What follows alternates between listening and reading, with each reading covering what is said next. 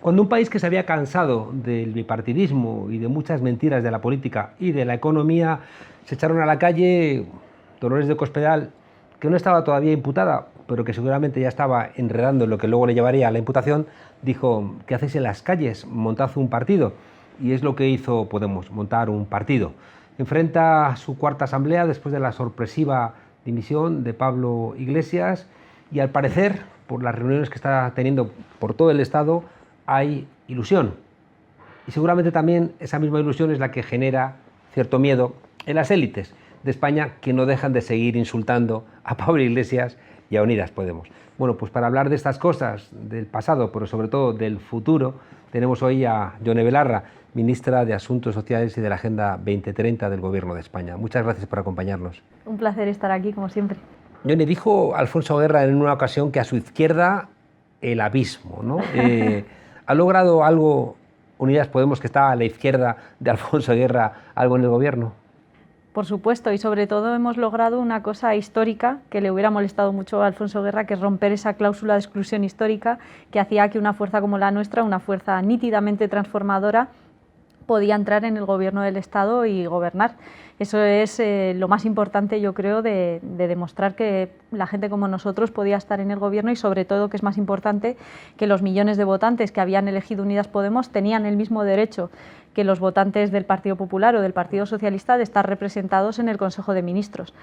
Con eso, bueno, yo creo que este año deja un balance muy claro de lo que significa que Unidas Podemos esté en el Gobierno, ¿no? Lo hemos visto muy claro. La diferencia entre cómo se gestionó la crisis de 2008 y cómo se ha gestionado esta crisis, que era en principio sanitaria, pero que es una crisis social y económica sin precedentes, con esos, por ejemplo, ERTEs con los que se ha sostenido con los brazos de lo público miles de empresas y cientos de miles de empleos que por fin ahora están dando sus frutos. Estamos viendo en la recuperación de las afiliaciones a la Seguridad Social, solo un dato. En la anterior crisis costó 12 años que se recuperaran las afiliaciones a la Seguridad Social previas a la crisis. Esta vez, con los ERTEs de Yolanda Díaz, 1 año y 3 meses después, ya tenemos más afiliaciones a la Seguridad Social que hace un año. Han sido muy sorprendentes las cifras de paro, ¿no?, estas últimas. Claro.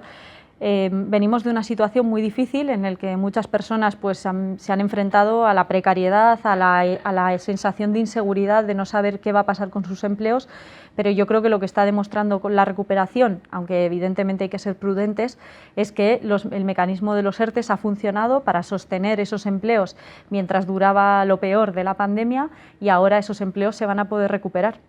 Hay una paradoja. Somos conscientes de que en los gobiernos de la Unión Europea cambiar de raíz los problemas no es sencillo, ¿no? Pero al mismo tiempo, si no estás en los gobiernos, pues ni subes el salario mínimo, ni haces leyes de riders, ni intentas trabajar contra la desigualdad salarial de hombres y mujeres.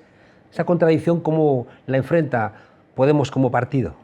Bueno, yo creo que nosotros tenemos una voluntad inequívoca de poder, y eso es lo que nos diferencia de otros proyectos políticos de la izquierda que, bueno, que ven con mayor distancia, ¿no?, el mancharse las manos, el gobernar, el trabajar para la gente en el día a día y en las instituciones, y que eso promueva cambios. Pero creo que estamos demostrando que cuando está Unidas Podemos en un gobierno, en una institución, nunca nos olvidamos ni quiénes somos, ni de dónde venimos, ni qué intereses defendemos.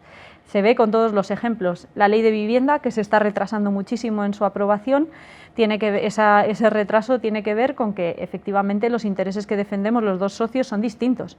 Nosotras tenemos claro que nuestras alianzas, nuestros aliados son la Plataforma Afectados por la Hipoteca, el Sindicato de Inquilinas, toda la gente que ha puesto el cuerpo para frenar desahucios, para que bajen los alquileres en nuestro país. Y eso es lo que llevamos a la mesa de negociación. Otros efectivamente pues, no tienen esas alianzas y defienden otro tipo de intereses, pero yo creo que se nota que Unidas Podemos está en el gobierno, y desde luego en la gestión de esta crisis, en cómo se ha afrontado, evidentemente pues, seguro que se podían haber hecho cosas mejor, pero era impensable que se prohibieran los desahucios hace apenas 4 o 5 años. Hay algo de lo que se habla muy poco y que a mí me parece que es muy determinante. A Rodríguez Zapatero le montaron manifestaciones numerosísimas e incluso virulentas contra el matrimonio homosexual. Sin embargo, se ha aprobado una ley de eutanasia que de alguna manera choca más con valores más centrales, ¿no?, de la Iglesia Católica, y sin embargo no ha habido oposición. ¿Ha cambiado España? Bueno, yo creo que la virulencia de la derecha quizás no se ha expresado con esta ley en concreto, pero la oposición que ha recibido, por ejemplo, la ley CELA es a la vieja usanza. Y creo que tenemos una derecha que está enardecida y que está realmente extendiendo un discurso de odio y un discurso de todo va mal. Quizá porque afectaba a intereses económicos también, ¿no? Efectivamente. Yo creo que cuando le tocas el bolsillo la derecha siempre se pone muy nerviosa. Pero efectivamente tenemos una oposición que yo creo que no está a la altura de lo que se merece nuestro país. Me hubiera gustado que durante un año de pandemia como este la oposición en algún momento arrimara el hombro, y no ha sido así. Al contrario, el Partido Popular se fue a Europa a intentar que España no recibiera lo que le correspondía de los fondos europeos. Si hay algo más antipatriota que eso, pues no sé qué podría ser. Con la luz hay un problema. Se han conseguido algunos aspectos que creo que son muy espectaculares, como quitarle a las grandes empresas eléctricas 8.000 millones de esos llamados fondos caídos del cielo, pero que nadie termina de entender qué significan. Sin embargo, parece casi una broma que te digan que pongas la lavadora por la noche o que planches por la noche. ¿Qué ha ocurrido ahí?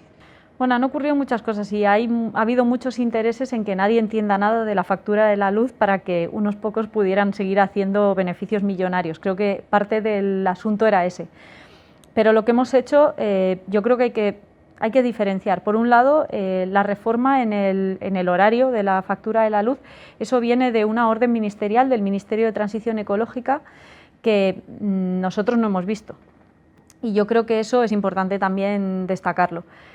La otra parte, que yo creo que es la más importante, que estaba señalando, los beneficios caídos del cielo, el Fondo de Sostenibilidad del Mercado Eléctrico, que retira esos 8.000 millones de los beneficios de las eléctricas para bajar la factura de la luz, es seguramente el mayor reequilibrio de privilegios que ha habido en la historia democrática reciente. Nunca se habían tocado los privilegios de las eléctricas de esta manera. A mí no me parece que sea casualidad que eso se da al mismo tiempo que se producen los precios más altos de la factura de la luz de los últimos años. ¿Por qué? Porque las eléctricas tienen un historial muy importante de manipulación del mercado eléctrico. Y no lo digo yo, esto lo dice la Comisión Nacional del Mercado y la Competencia, que ha puesto de manifiesto que, bueno, pues con una multa a Naturgy en el año 2015 de 25 millones de euros, a Iberdrola, perdón, una multa a Naturgy de 20 millones de euros del año 2019, también muy importante, y lo que ha quedado acreditado es que el Estado no tiene control sobre el precio de la luz y la única manera de revertir eso sería una empresa pública de energía que pudiera introducir en el mercado dos elementos fundamentales. El primero, transparencia. Ahora mismo no sabemos cuánto cuesta de verdad producir el kilovatio hora. Eso es muy importante y la única manera de obtener transparencia es con una empresa pública que entre en el mercado. Y dos, la importancia que tiene también introducir competencia en ese mercado, porque el mercado eléctrico funciona como un oligopolio. El 80% del mercado lo tienen tres empresas, Iberdrola, Naturgy y Endesa. Si tuviéramos una empresa pública de energía, podríamos introducir competencia con una empresa que no quiere buscar beneficios, sino que lo que quiere es el bien común y asegurar la garantía de la energía asequible para todas las personas. Esto se puede hacer, pero hace falta voluntad política. Nosotros se lo propusimos al socio al principio de la legislatura y esto no entró en el acuerdo de coalición porque el PSOE se ha negado reiteradamente. Pero yo quiero aprovechar este enorme debate que ha habido, normal, porque la gente está muy enfadada con estas modificaciones. Es un enfado lógico, es un enfado. Por supuesto. Esto es una tomadura de pelo, ¿no? Por supuesto, y yo creo que este gobierno tiene que ser empático, tiene que escuchar a la ciudadanía y a las asociaciones de consumidores y, en su caso, si es necesario, modificar las decisiones que se han tomado si reciben este rechazo social. Ministra, cualquier fallo de comunicación de Podemos se lo van a cobrar como si fuera una traición a sus principios éticos e ideológicos. Bueno, nosotros evidentemente podemos cometer errores como todo el mundo, pero creo humildemente que sabemos muy bien de qué lado estamos y siempre estamos del lado de la ciudadanía y de la gente que sufre más en nuestro país. Creo que lo hemos demostrado con hechos y yo lo que le pediría a la gente es que mire eso, no mire las palabras, que mire dónde está cada uno cuando toca votar, cuando toca llevar iniciativas al Consejo de Ministros.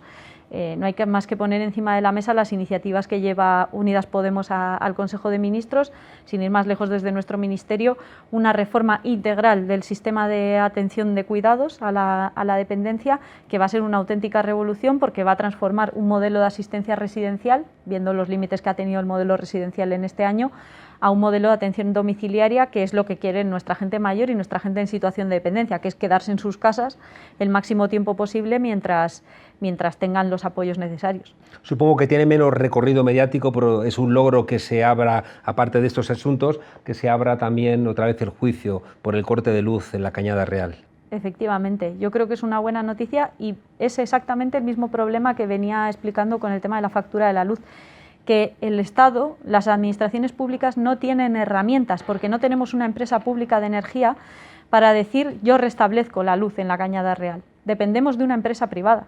Y hemos hecho gestiones para intentar que se restablezca, pero no ha sido posible porque el Estado ha renunciando a los sectores estratégicos a poder actuar en las cuestiones más esenciales de la vida de la gente.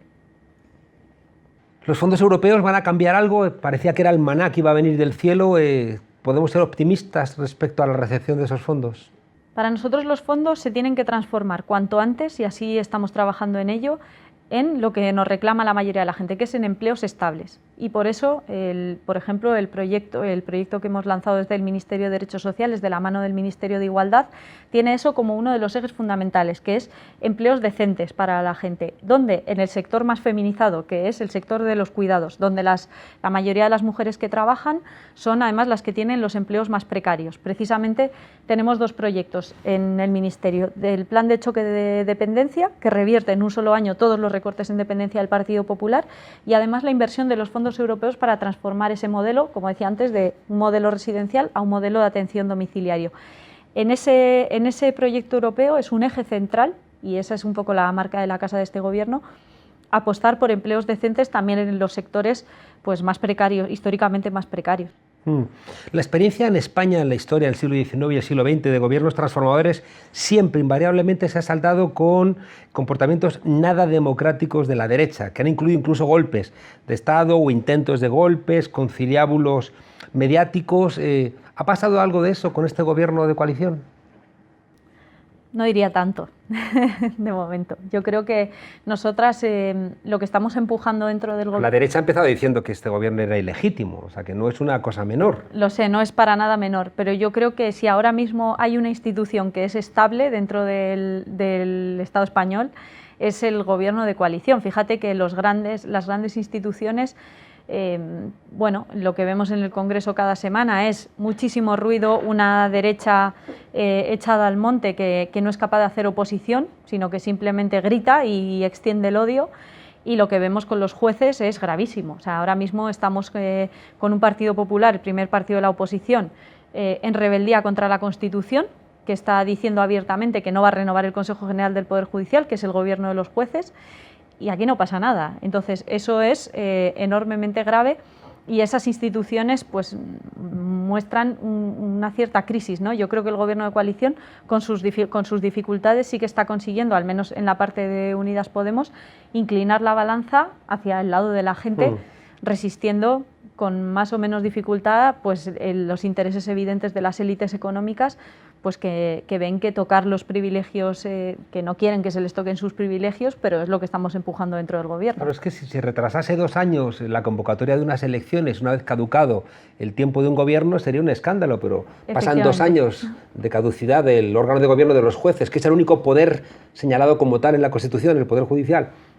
Y de lo mismo, a mí me parece que es una forma de golpista del siglo XXI. No vamos a ver como en 1973 los aviones bombardeando el Palacio de la Moneda. Los golpes ahora se dan judiciales o mediáticos. Y también hemos visto un giro enorme en las elecciones del 4M en Madrid de los medios de comunicación apoyando a la derecha. Efectivamente, es lo que iba a señalar, que precisamente por cómo ejerce el poder mediático en España, es evidente que estos temas que objetivamente tienen una importancia crucial para la calidad de nuestra democracia, no tienen ningún reflejo en las portadas, en las horas de tertulias, no tienen ningún tipo de correlación, la gravedad de las cosas que están ocurriendo con lo que sale en los medios de comunicación.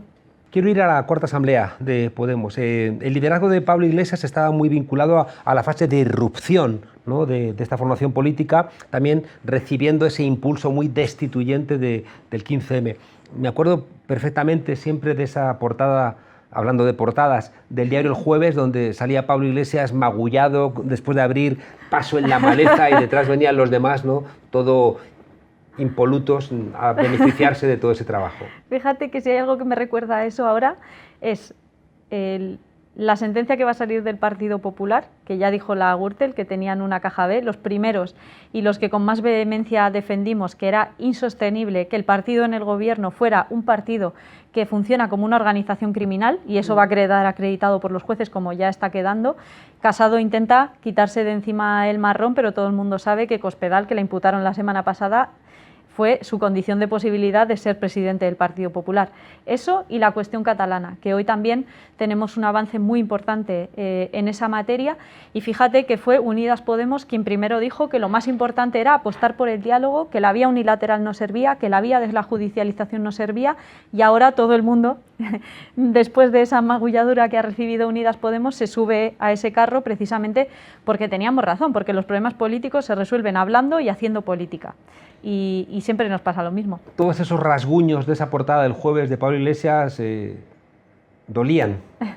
Duelen, y yo creo que además, yo quiero mandarle también un agradecimiento a Pablo desde aquí por todo lo que ha hecho él por este proyecto político, pero creo que él también da un paso a un lado en el momento en el que considera que ha hecho todo lo mejor que podía hacer. Él ha dejado blindado el gobierno de coalición, una mayoría reforzada en los presupuestos generales del Estado, que es nítidamente progresista, nítidamente izquierdas. Nunca le había habido una mayoría tan de izquierdas que sustentara a un gobierno.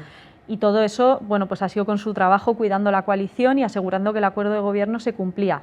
Ahora tenemos el reto de utilizar todo ese trabajo que ha hecho Pablo para seguir creciendo, para seguir sumando a más gente, para llegar cada vez no solo a más territorios, sino también a más votantes, que nos permita tener más fuerza y liderar el próximo gobierno de coalición, que es nuestro objetivo, que es ser la fuerza mayoritaria. Hay una serie de rasgos de ese primer momento de Podemos que seguramente ha llegado el momento de superar, que fueron muy necesarios en ese momento de irrupción, pero que igual hoy reclaman una diferente comprensión. Déjame que te los mencione uno a uno y nos haces un comentario. El liderazgo carismático que expresaba Pablo Iglesias. Ahora toca coralidad. Tenemos que ser más para que una persona no tenga que darlo todo. Y los liderazgos carismáticos además no se heredan. Efectivamente, no se heredan, y yo creo que ahora lo que ofrecemos es un liderazgo coral de mujeres feministas que dan un paso adelante y que dicen que este proyecto tiene valor porque es un proyecto colectivo. La masculinidad, porque es verdad que había un momento en donde había mucho hombre en la política española. Sí, y además había mucha masculinidad en cómo se tomaban las decisiones.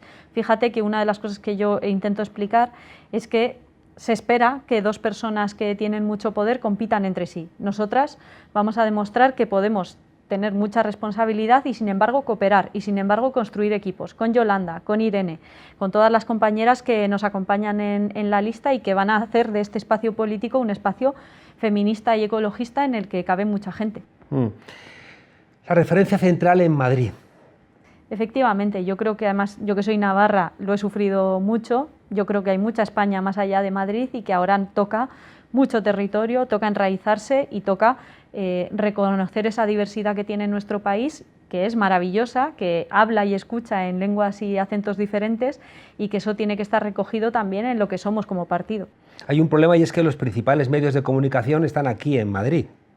Ese es uno de los problemas del poder mediático y muchos otros, pero efectivamente la concentración de medios de comunicación aquí dificulta que se vea otros problemas que tiene muchísima gente en nuestro país. Esta semana, por ejemplo, estábamos en Extremadura visitando una mina que quieren abrir a cielo abierto a 1 kilómetro de la ciudad de Cáceres, o sea, en la ciudad de Cáceres, y eso jamás te lo vas a encontrar en un gran medio de comunicación. En una tertulia mañanera. Efectivamente. Y un último elemento, el sacrificio del partido a la condición de maquinaria de guerra electoral. Nosotros somos un proyecto de transformación social y política, no solo una herramienta electoral. Somos evidentemente una herramienta electoral, pero somos mucho más que eso. Y yo creo que en la nueva etapa el valor lo tienen que tener los y las militantes de Podemos, toda esa gente que ha dado la pelea en el bar, en los grupos de WhatsApp, en el AMPA del colegio, en todos los sitios donde ha habido que defender a Podemos, porque los grandes medios de comunicación no paraban de atacarnos y había que explicar y hacer mucha pedagogía. Toda esa gente que nos ha defendido y lo llevo diciendo en todos los actos que hemos hecho, en Podemos no hay ninguna tarea que sea pequeña. La tarea que yo hago es tan importante como la que hace un militante que imprime folletos y va a explicarle a toda la gente en su barrio por qué no se tiene que cerrar su ambulatorio, que es lo que va a hacer la señora Ayuso. Con lo cual, todas las tareas son muy importantes para llevar nuestro proyecto político a buen puerto. No es sencillo establecer cuáles son los mecanismos para que un militante de Podemos en un pueblo pueda trabajar políticamente con la certeza de que lo que está haciendo en su territorio suba después a la dirección de la organización. Ese es nuestro reto y es en lo que vamos a concentrarnos, en trabajar de la mano de los y las militantes y que lo que ellos hacen nutra a las distintas direcciones municipales, autonómicas y estatales, y también lo que nosotros reflexionamos por nuestra presencia en el Gobierno, en el Congreso, esos debates bajen también a la organización, claro. ¿Se ha sacrificado Podemos al entrar en el Gobierno? ¿Ha mandado recursos desde el partido al Gobierno que ha dejado al partido más debilitado? Bueno, nosotros somos un proyecto que es muy joven y como proyecto joven que somos, a pesar de que tenemos muchísimo apoyo, los cuadros que tenemos pues han estado concentrados en las tareas inmediatas que teníamos. Primero en echar al Gobierno del Partido Popular, después en formar parte del Gobierno y empujar al máximo los cambios desde el Gobierno. Pero efectivamente ahora tenemos una tarea por delante que es la construcción de un partido fuerte que nos permita tejer y enraizar bien en los territorios y eso ahí desde luego creo que se ha hecho mucho porque es verdad que ha ido compañeros y compañeras excelentes que llevan muchísimo tiempo trabajando en sus barrios y en sus pueblos, pero creo que eso tiene que tener un acompañamiento y un cariño también desde la dirección estatal. Podemos nació muy vinculada a las elecciones europeas y a las elecciones generales, que son elecciones muy de la televisión, ¿no? Sí. Y sin embargo la fase municipal y la fase autonómica parece que está pendiente. Esa es la principal tarea en la que nos tenemos que concentrar a partir del próximo 14 de junio, si la gente me elige como secretaria general. Aprovecho para decir que ya están abiertas las votaciones, así que la gente puede entrar a votar. Si la gente me elige, yo precisamente una de las cuestiones en las que tenemos que trabajar es en el municipalismo y en tener las mejores candidaturas autonómicas y municipales para que Podemos esté presente en todo nuestro país, empujando el cambio que es necesario en todos lados, o sea, en las ciudades más pequeñas. El otro día estuve en Soria, también escuchando un poco las necesidades de esa España vaciada, pero vaciada por la ausencia de políticas públicas en nuestros pueblos más pequeños, y ahí hace falta Podemos tanto como en cualquier otro sitio, porque necesitamos servicios públicos, necesitamos transporte público de calidad, necesitamos que la gente pueda tener un cajero y no tenga que irse en coche 20 kilómetros a sacar dinero en un cajero, con lo cual problemas directos que afectan directamente a la vida de la gente hay en todas partes y en todas partes hace falta Podemos. ¿Hace falta una secretaría de organización que donde menos esté sea en Madrid? Sí, rotundamente sí. No voy a decir que me alegre de que te insulten, pero cuando te insulta determinada gente creo que es porque vas por buen camino, ¿no? Y en ese sentido sí. Jiménez Los Santos hoy otra vez, ¿no?, ha vuelto a insultar a las mujeres de Unidas Podemos, de En Comú Podem, llamándolas vacas, ¿no? Es decir, que es una cosa como de una falta, ¿no?, de sensibilidad en el siglo XXI, ¿no? Y una de las cosas que parece que este señor no ha entendido es que el papel de las mujeres en el siglo XXI es diferente que el papel que precisamente personas como él, desde los medios de comunicación, le querían atribuir a las mujeres durante el siglo XX. Fíjate que yo a Jiménez Los Santos lo veo triste y viejuno, la verdad. Le veo un poco como del siglo pasado, porque también una de las cosas que nos han sacado en estas primarias es eso de que le decíamos a las mujeres cómo tenían que vestir, y yo lo que le diría a Jiménez Los Santos es que a nosotros nos gusta que las mujeres vistan como les dé la gana, que no nos gusta que le digan a las mujeres cómo tienen que vestir como hace la gente de la derecha. Si vistes con tacones, muy bien. Si te pintas los labios, muy bien. Si no te quieres arreglar, muy bien. O sea que precisamente lo que nos diferencia de ellos es que nosotras defendemos la libertad de las mujeres de hacer y de ser lo que les dé la gana de ser. Tengo la sensación de que la emancipación de las mujeres, ellos lo viven como la pérdida de un privilegio que pone en cuestión más cosas. No solamente esa sujeción de las mujeres. Todo, es que lo cambia, es que el feminismo lo cambia todo, cambia el orden de prioridades en una sociedad y eso es fundamental. Si a ti lo que más te preocupa es cuidar la vida, apuestas sí o sí por los servicios públicos, por la sanidad pública, por la educación pública, porque se pueda vivir bien, que es lo que yo defiendo, una buena vida para todo el mundo, que tengas recursos públicos en tu barrio, que no tarden 15 días en darte cita en el pediatra o en el enfermero, que la gente pueda vivir bien, pueda tener alquileres asequibles y vivir feliz con su familia, que es lo que defendemos nosotros. Ellos defienden pues los privilegios de unos pocos, que ellos puedan vivir fenomenal, para que mucha gente tenga que vivir asfixiada, ¿no? Pues nosotros defendemos justo lo contrario. Hablando de los tiempos de los médicos, en 2019 Unidas Podemos presenta un proyecto de ley sobre salud mental cuestionando que no puede ser que te atiendan 15 minutos, ¿no? cuando vas a un especialista. Yo además sé bastante de esto porque es mi profesión. Yo soy psicóloga de profesión, como sabes, y nosotras, digo porque en ese momento Irene Montero era la portavoz del grupo parlamentario y yo era su portavoz adjunta, y nosotras teníamos claro desde el primer momento que entramos en las instituciones que la salud mental tenía que ser uno de los ejes clave del trabajo que impulsáramos en materia sanitaria. Yo creo que la gente, además, este debate se ha abierto más este año porque la gente lo ha pasado muy mal en pandemia. Yo conozco muchísima gente que se han pues, acrecentado situaciones de depresión, de ansiedad, de muchísima ansiedad por no saber qué va a ser de mi vida. Yo eso creo que es normal y ha abierto un debate que es necesario, por eso presentamos la Ley de Salud Mental la semana pasada a través del grupo parlamentario.